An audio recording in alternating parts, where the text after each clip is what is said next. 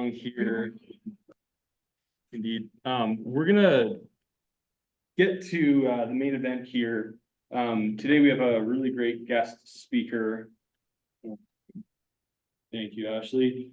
We're gonna get a presentation from Curtis Hartenstine.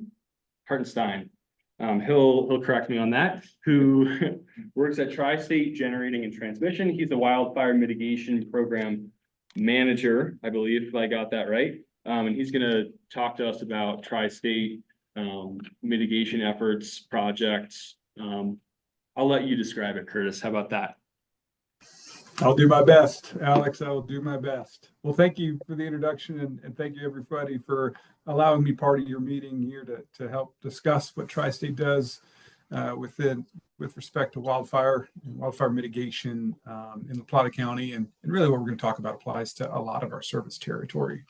Before we get going, I'll throw a plug for that training that Alex mentioned, that assessing structural ignition potential training. I took it last week up in Glenwood Springs. It was phenomenal. And it is a really packed course with a lot of great information, and not just information, but fire science, fire research, and how that's really evolved the current practices that they're explaining in that training, and how to make those homes just as defensible as they can be. So really applicable to anyone living in, frankly, any part of the Western United States, or any part of the United States, because really wildfire is a pretty contiguous phenomenon.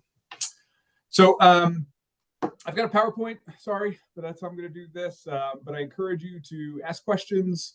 I probably won't be able to monitor the chat while I give this. So just feel free to speak out, or Ashley, if someone else is monitoring it, they can certainly let me know. But we don't need to stay on any level of formality here.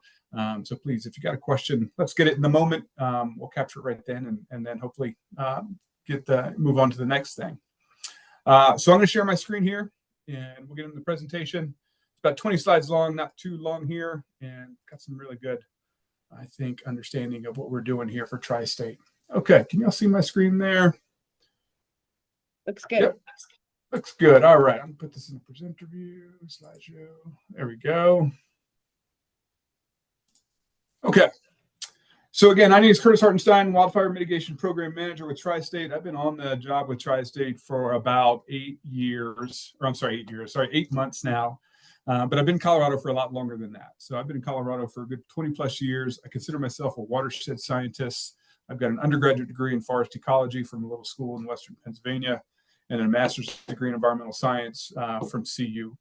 And I've been working in this field of watershed health, forest health, mitigation, and post-fire recovery for some time now, primarily with water conservancy districts and those that are concerned about water quality. I worked for the Southern Indian Tribe for a period of time, lived in Durango for about 8 years. So I'm pretty familiar with your territory, and probably met some of you along the way. So come with a bit of background, but now applying that same background to the new industry, which is the utility industry. So let's talk a little bit about Tri-State. So Tri-State is a nonprofit electric cooperative. And what we do is we generate and we transmit power through over 200,000 square miles of service territory in 4 states. I know it says Tri-State, but at one time we were 3, and now we're 4. We added the Western Panhandle of Nebraska some time ago, and that's what makes us those 4 states. It's a pretty big network. It's not the biggest, but it's a pretty big one. It's got 5,000 plus miles of high voltage transmission lines, and we serve 42 distribution cooperatives. Now, the difference between transmission and distribution is of importance here, and I'm going to pause to talk about that a little bit.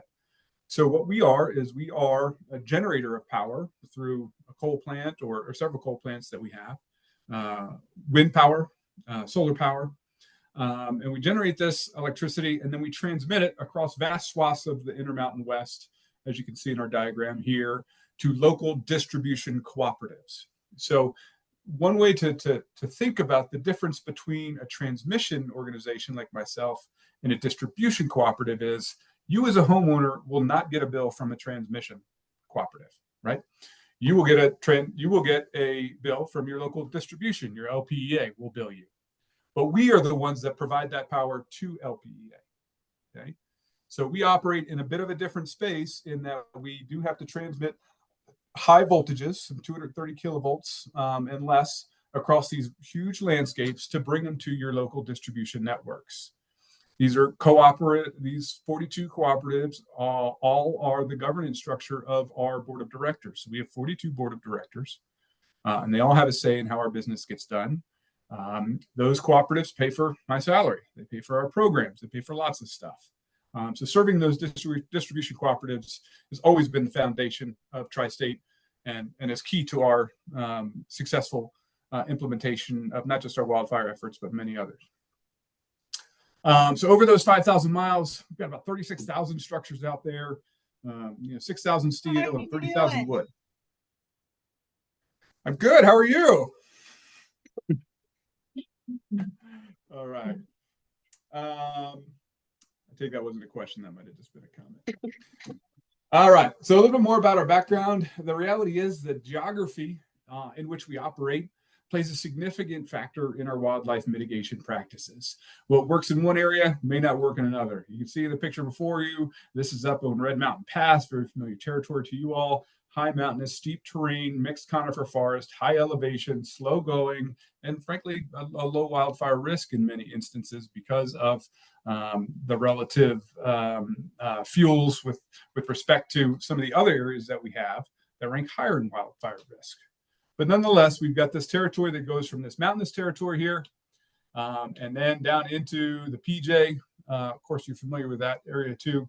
And so we've got to consider our wildfire program within respect to all that 200,000 miles of service territory, but understand that we can't apply this program uniformly because we've got a lot of different things going on throughout that service territory.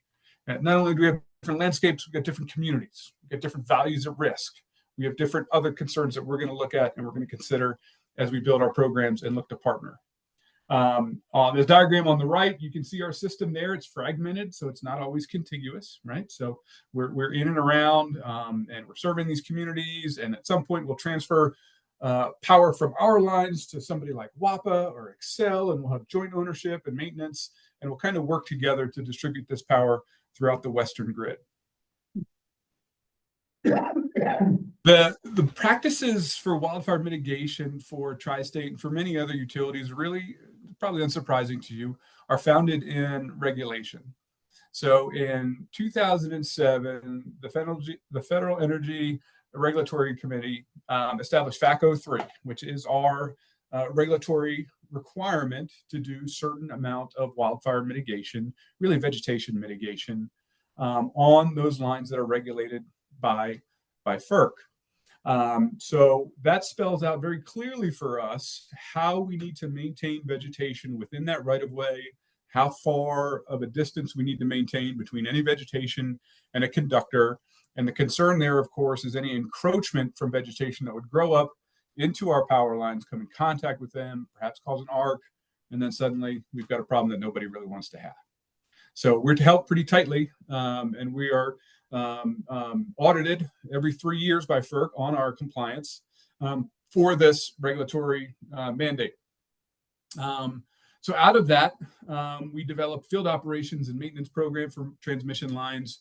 So our linemen are our chief tree cutters. Those are the folks out there who are not only replacing and servicing the structures that you see in the image, but also doing many of the vegetation work in and around those lines. These linemen are very specific to a geographic area. Some of them are your neighbors, your colleagues, and they know these areas and they know these lines better than anyone else. So it really makes a lot of sense for them to be not just servicing these structures for maintenance and repair, but also to monitor wildfire there because they are, patrolling these lines regularly and see things that others just can't. So we developed a document for field operations and maintenance program.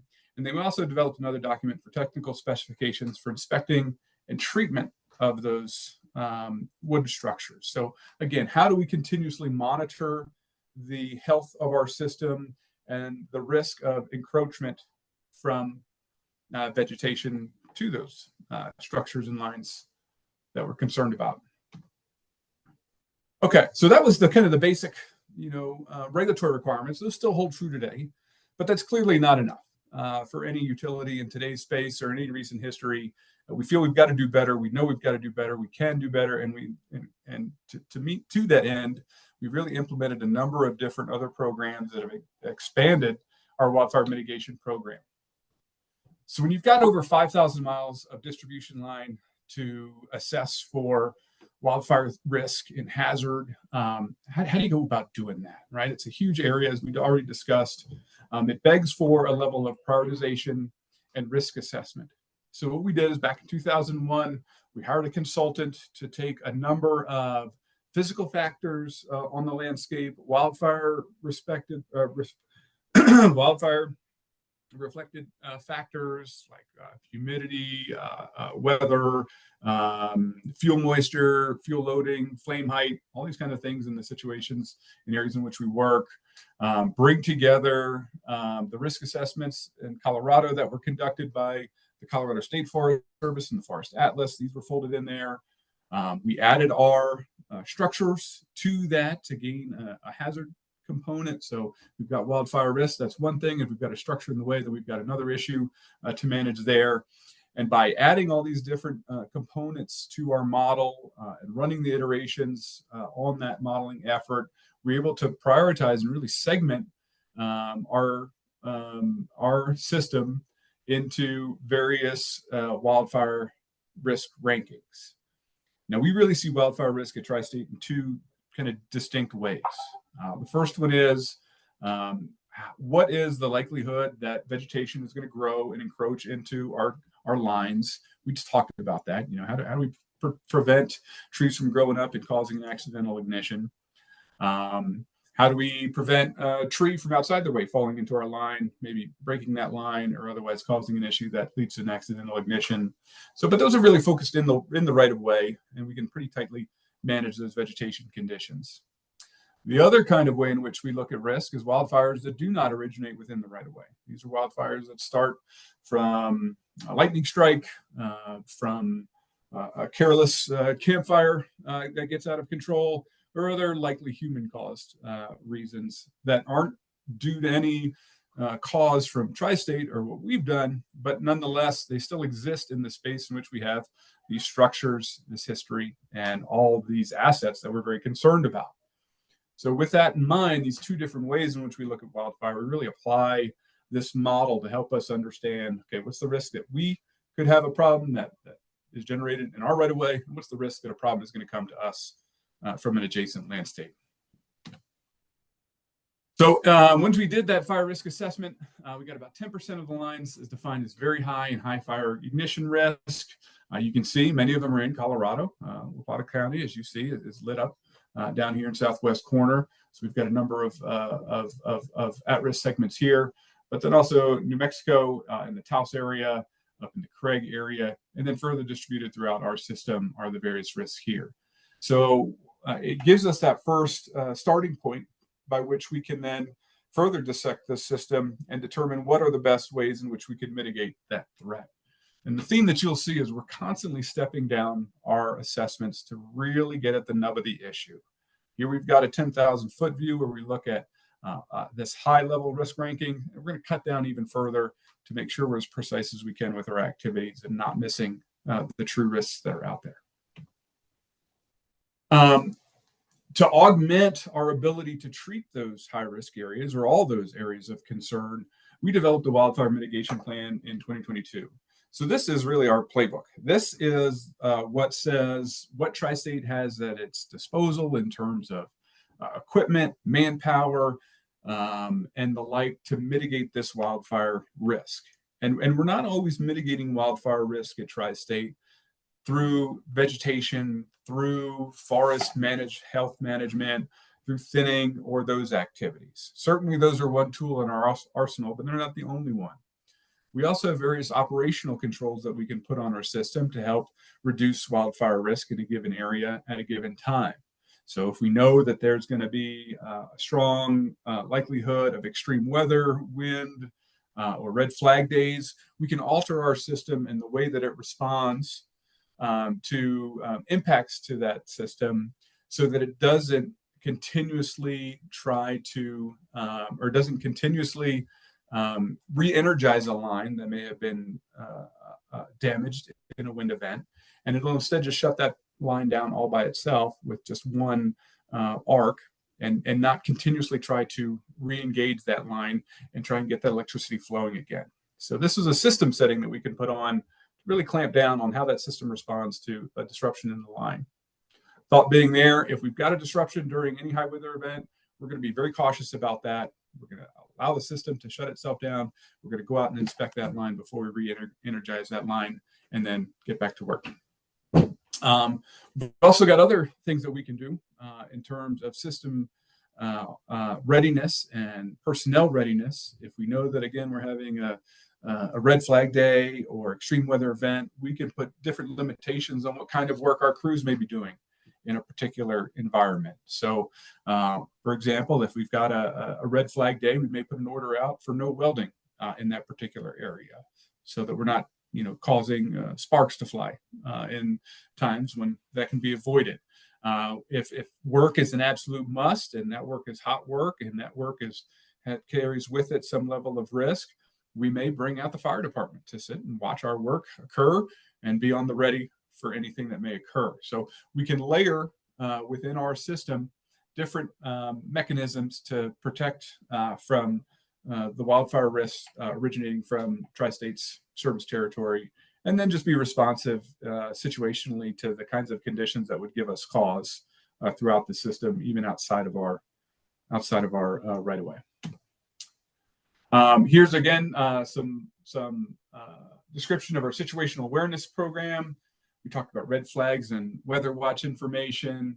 We do subscribe to various networks that provide us with weather briefings, red flag briefings, so we can get detailed information for our service territory and send that out to our field crews accordingly. Again, here's some transmission maintenance, fire weather watch, and red flag warning procedures that we can help communicate to our field crews to make sure that they're doing their best to mitigate their own risk as they do their work. We've been recently employing drone technology. Tri-State owns a fleet of drones. You can imagine they're very useful for examining our structures and determining any kind of structural deficiency or issue, but they can also help us get an eye on vegetation and encroachment to the conductors. So how do we use, again, stepping down from these high-level risk assessments, now we're on the line, how can we get better data to clearly quantify that risk? Because we just can't cut every tree down that's out there. That's just not economically nor manpower-wise possible for us to do. So we've got to be pretty selective on how we go about our work and ensure that we're putting our efforts in the right space at the right time. Of course, the wildfire threat is always changing. Here you can see, although this imagery is a little bit dated here, we got from the drought monitor from 21 to 2023, and just how that changes throughout time is really indicative of the risk that we have and the challenge that we all face in meeting wildfire risk, because it's never static. So we continuously monitor these things to help us get better data and better understanding of the system, so we can apply that level of understanding to our mitigation efforts. We've been working lately to advance our use of vegetation management systems and some intelligence, and to help assessing what those different veg management systems are telling us. So namely, there's two different kinds that we've employed. We've got satellite data collection, and we've got drone-based LiDAR collection. So satellite, of course, are in near orbit, circling the globe. They get great imagery for us, but not the kinds of resolution that one can get with LiDAR. These LiDAR are usually on our drones that we can fly, but both of them yield imagery similar to what you see at the bottom of your screen here. So we can, by importing GIS files of where our structures are and where our lines are, importing the imagery from either satellite or LiDAR. This particular image is LiDAR. We can understand how close certain vegetation is coming to a conductor. And if it is coming too close, then we can symbolize that with a color that really points us to the exact trees that are of concern for us. I can then take this information to our linemen and say, hey, this is our segment of concern right here. We've got 1, 2, 3, 4, 5. have 6, 7, or 8 trees that are too close to our lines. We need to go cut those 8 trees down. We can become very precise and very effective with our work. So again, this allows us to step down that understanding into something that's actionable for our crews to go out and mitigate that risk. We've got asset performance program. This kind of gets in the weeds a little bit of how our business is done, but we have, like I said, we've got over 36,000 structures out there that we've got to monitor. So we put a significant effort into systems that manage our assets, that can track the integrity of wood pools, for example, or can track the vegetation management that we've done in a system, so that we can understand where we've done our efforts and make sure that we're being pretty comprehensive and tracking those accordingly.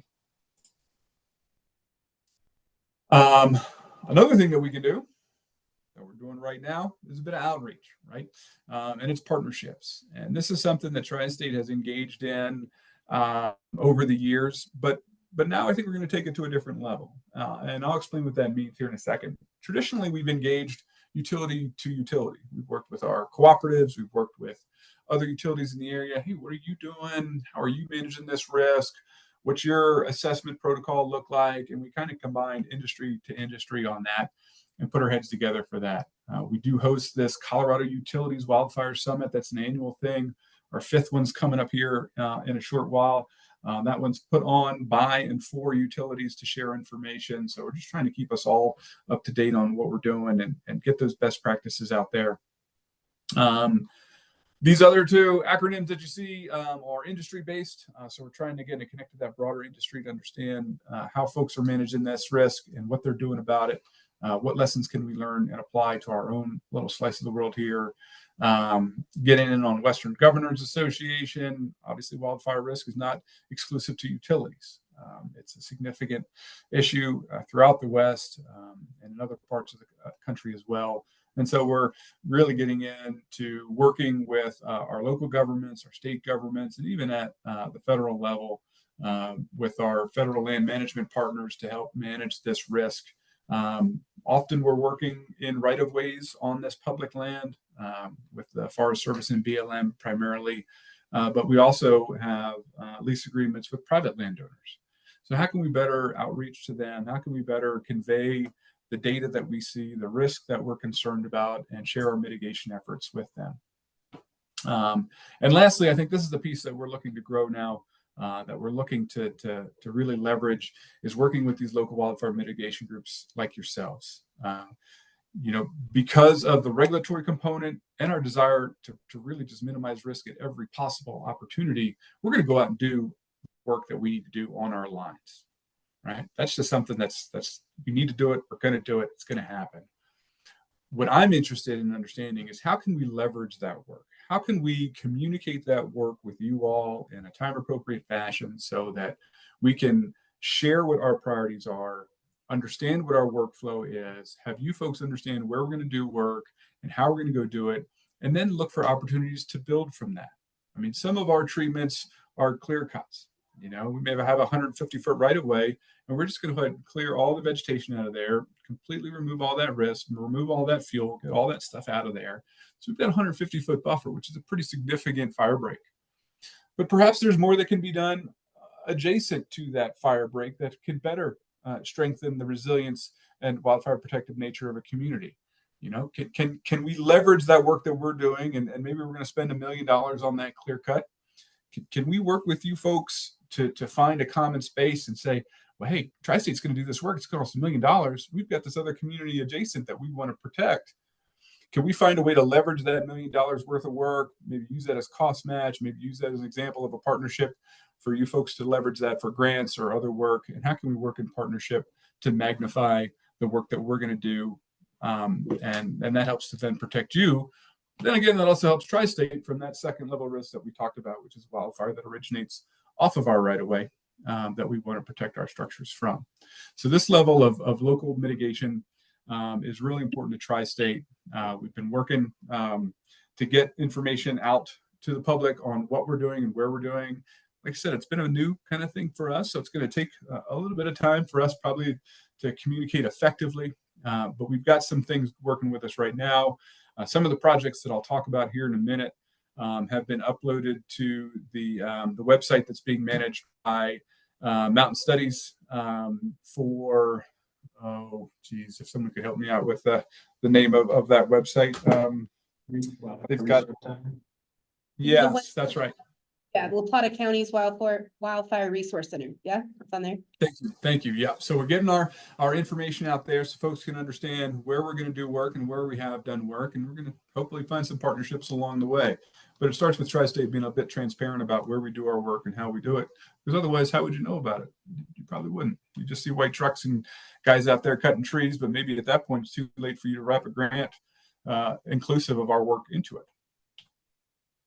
So a few of those kind of projects that we've got on the books here for La Plata County. I've got a couple other counties here too, but for southwestern Colorado, in 2024, we're going to be mitigating this line here. This is what we call our Hesperus to 160. This is Highway 160, of course. This is Hesperus substation down here. And we've got wildfire risk throughout here and some vegetation management that's planned for 2024. We're still working on the details of that. Obviously, there's a lot of private landowners in there. There's BLM, there's Forest Service land. So we're still working at the details of that project. This is actually joint ownership that we have with Excel on this line. So we're partnership with them to mitigate that risk. But that's a significant project that we're going to undertake in all likelihood in the end of 2024. I said the end of the field season, towards the end of the summer of 2024. Over in Montezuma County, we've got a project being developed right now on this, what we call the CO2 loop.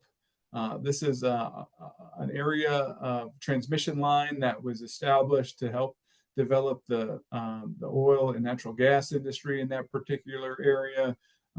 These assets became Tri-States, I want to say about 5 or 7 years ago.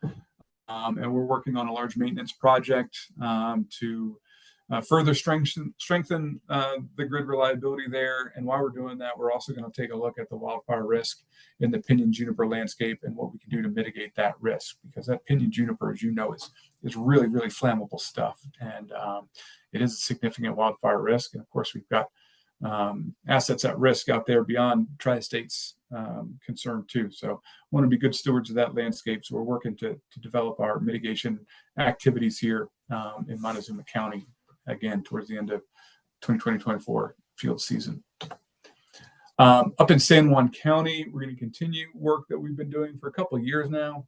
We started over here in Sunshine, which is near the town of Rico.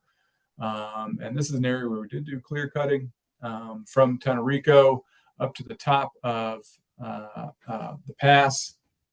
Last year, we finished the segment from the top of the pass down into Burrow Bridge substation, which is right outside of Silverton.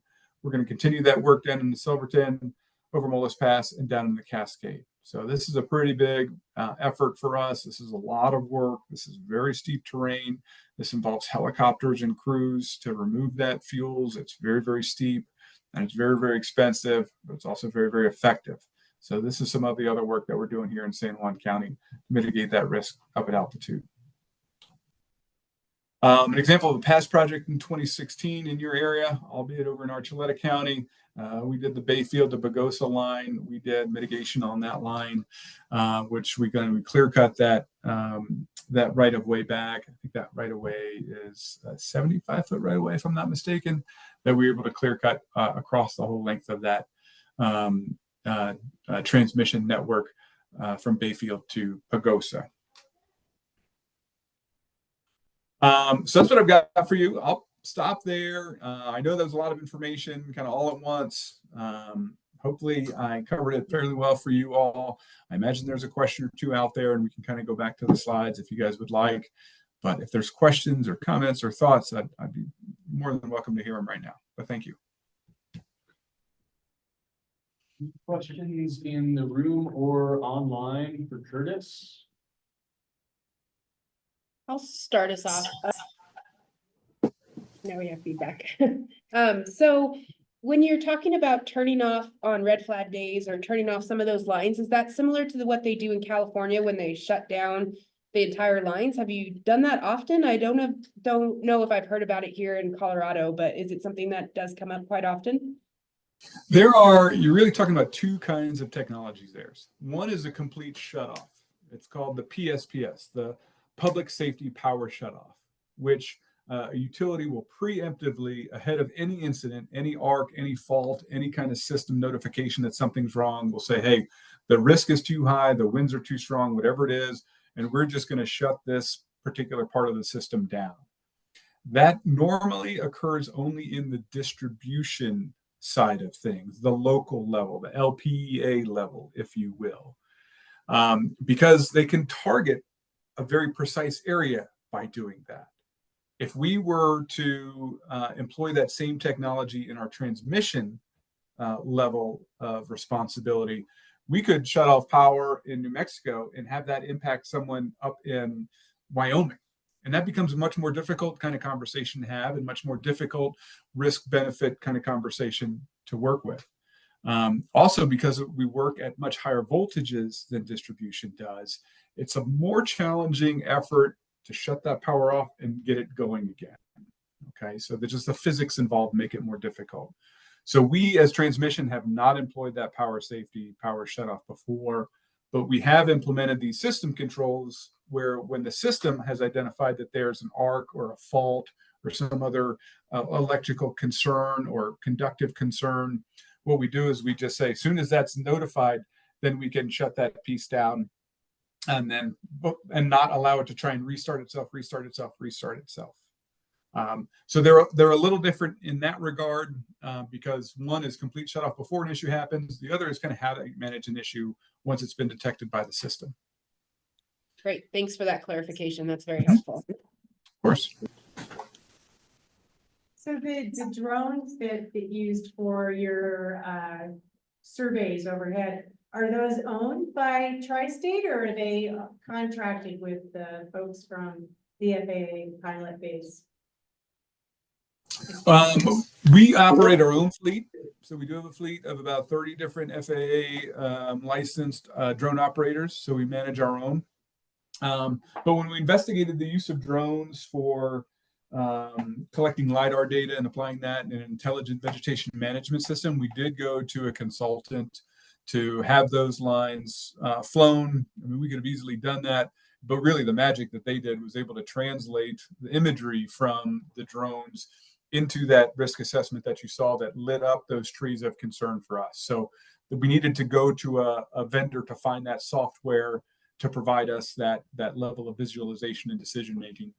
Same with the satellites. The real exciting part about the technology with the satellites is not so much the satellite tech. You know, pretty pictures are great, but it's just a picture. But again, dissecting it down into which kinds of trees, what number of trees are of concern. You know, we can tally a certain number of trees that we find problematic and say, okay, we need 734 trees removed from this particular line, hand that number to contractors in a bidding process, and then get bids back from it. So it really allows us in a contractual understanding to better tighten up the scope of work that we want completed by a contractor. And then they know exactly which trees to go out and go get. So we're removing some of that ambiguity and some of that subjectivity in the decision-making process that humans just inherently bring. And how do your mitigation crews work with those from LPEA? Are they just responsible for their distribution lines, or is that the division of labor for those? Well, so we're the electric cooperative, which was established back in the 40s, and it really was meant to be cooperative.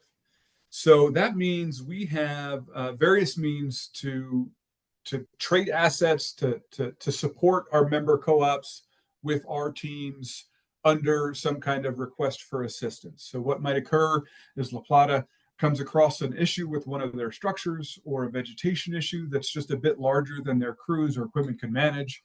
They may come to Tri-State and say, hey, we're going to put together this request for assistance to go rebuild this structure or to treat this particular piece of vegetation. And then there's a contractual agreement on billing and how that work is to go. So there really is a partnership there. That's the foundation of these kinds of co-ops throughout the West. And that's how it's conducted, not just with LPEA, but with all the other co-ops. So trying to help each other out is the best way we can do it. And that's what I'd like to see us to really increase our activities there. What other efforts can we support our co-ops with? Most of them are not large enough or have the resources to have their own fire mitigation specialists on hand. And that's just kind of the reality. So what can Tri-State do to help these co-ops understand their level of risk? Maybe can we strengthen those requests for support? Can we share other kinds of pieces of information, other equipment, things like that? How can we better share this data with our co-ops? Because the risk doesn't end to our line just because we hand it over to LPA, right? I mean, they're still in the same landscape as we are. So how can we just, in those areas of the highest risk where it makes the most sense, really engage our co-ops and help attack this in a combined faction? Great. Hey, Curtis, I've got a question for you. I'm Kevin Linder with the Forest Service here on the San Juan. Does Tri-State, or I guess maybe LPEA for that matter, do you guys have any like fixed camera assets in place along your power infrastructure with any sort of like, I don't know, remote sensing or AI capabilities to kind of remotely detect any new wildfire starts? Kind of similar to what some of the PG&Es on the West Coast are doing. Mm-hmm. Yeah, those are, I don't know when that technology came along, but I see that as a really intriguing piece of technology that Tri-State has not adopted up to this point. So to answer your question, no, we do not have any kind of smoke detecting or imagery that's specifically scoping the landscape for these. Some of the other cooperatives that I work with and the other industry folks that I work with in Colorado, they do employ those. Core Electric in the Woodland Park area, they've got a pretty strong network there. But it's something I'd like Tri-State to take a look at and better understand how we might be able to do that, because we've got pretty significant and pretty well advanced communications throughout this whole territory. The question is, as it always comes down with a service area as large as ours, is how do you deploy that on a large scale? How do you manage that information, and where does it make the most sense? So as we look to understand the evolving threat of wildfire, I'm looking for Tri-State to think a little bit broader about what we can and may be able to do with respect to emerging technologies. And that's something that I know my superiors are really encouraged about and want us to investigate. What are those emerging technologies that are best suited for our network, and how can we employ them? And again, I think it just comes back down to prioritization, where that risk is, and then putting our resources where that risk is the highest. But yeah, so there's more work to be done there. Cool, thanks, Curtis. Mm-hmm. Curtis, I have a question here. I think it's almost fully formulated. I've been ruminating on it for a second here. I'm just curious. I know, your expertise is in Tri-State and not PG&E in California, but I think a lot of folks we talk to know primarily about power lines, and I've heard all the stories in the news about California, and I've heard about PG&E and all that fun stuff. And I'm just curious if from your perspective, like if somebody not in the know was asking you like, well, what are the big differences between the issues in California, wildfire related and power line related in Colorado? Is it pretty much similar? Like obviously they're two different states, but I'm just curious if you have any thoughts on communicating that, and if there are any nuances that you would want to communicate to people. Does that make sense?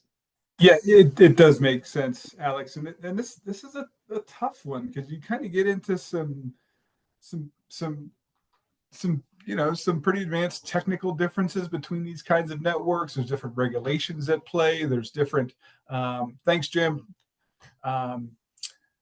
Different regulations at play, different communities, different expectations. So you really can't broad brush it, which nobody likes to hear, right? But I think one of the primary difference between a PG&E and Tri-State is one is investor-owned PG&E. It's a business. It's to make money for investors, right? And to serve the population electricity, was we're a nonprofit. We don't seek to, to derive income from this other than to support the network and pay the salaries and do that work there. So we're not answering to shareholders. I'm answering to those 42 co-op board presidents that are my boss, essentially. So I think that's really the most significant difference, because when we talk to them about wildfire, they want to know what we're doing on their behalf and how we're going about it. And it all relates back to them because, frankly, they're paying for it all, and as they pay the rates. So that's a big difference. Another significant difference that comes to mind with respect to the Californias and our situation is population density, right? California's got a lot of people in it, and they've got these these distribution lines that feed millions and millions and millions of people. I mean, we've got a few very large population centers. Think of Denver, the Springs, and the like, but we don't have San Francisco. We don't have LA. We don't have these great big areas. And that is the space in which you, again, move from transmission into distribution, where one can thoughtfully apply that public safety power shutoff. But then you're talking about shutting power down for millions of people. And while that's great for a wildfire risk perspective, that's not great for grandma who's on a ventilator at home. What's her plan? Or the local fire department? Well, they probably got a generator, right? But maybe some other personnel or other service that doesn't have that backup power. So it does vary in terms of what we can do and how we can do it. Folks talk about, well, can't you just bury your distribution lines? Well, that's one thing that can be done, but it's not traditionally suited for a transmission company like ours, because again, we operated these super high voltages, and if we bury that line into the ground, we're going to lose electricity to the ground. And that's going to just be a system loss that someone's going to have to pay for, and we're going to have to make up some way or another. But if you're in this distribution setting, which Excel is doing now, I mean, they're burying lines, and PG&E are burying lines now to the tune of $1 million or more a mile. You can do that. You can apply that technology.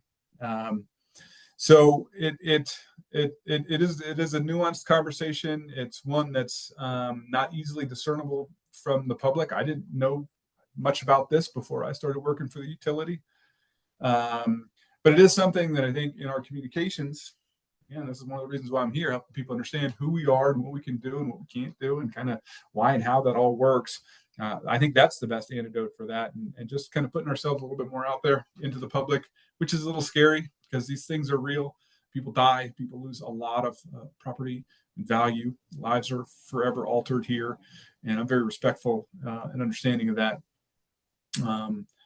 So I think one of the best things we can do is just have kind of face-to-face conversations about what that is, and but then also go back to your co-ops. You're paying them money, right? So you should be able to give them a call and say, hey, what are you doing about this? Or what's the plan here? And how are you doing about it? And then, as you want to step up that level of understanding, come to groups like myself to help clarify from another level of what we can do there.